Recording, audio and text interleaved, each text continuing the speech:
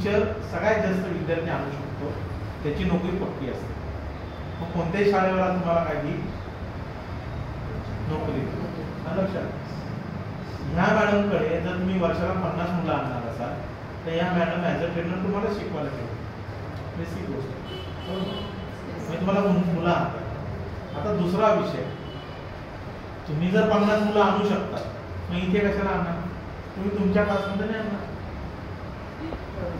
बरोबर. मग हे सर्टिफिकेट तुम्हाला स्वतःचं स्कूल काढण्याची परवानगी.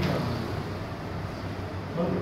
स्कूल काढण्यासाठी कोणतंही शिक्षण एज्युकेशन लागत नाही. एवढ्या मोठमोठ्या संस्था आहेत, खूप संस्थांची नावं आहेत, त्यांचे अध्यक्ष शिकलेले नव्हते तरी त्यांनी शैक्षणिक संस्था काढल्या.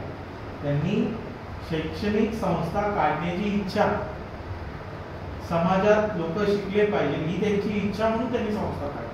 त्यांच्याकडे पैसा होता, जागा घेतल्या असतील, इमारती बांधल्या असतील, ते अध्यक्ष असतील, त्यांनी संस्था काढली असेल, ते बरेच सदस्य असतील, मग त्यांनी ठरवलं आणि मग शिकलेली लोक घेऊन त्यांनी शाळा काढली. मग ते शिकलेले लोक सगळे टीचर झाले.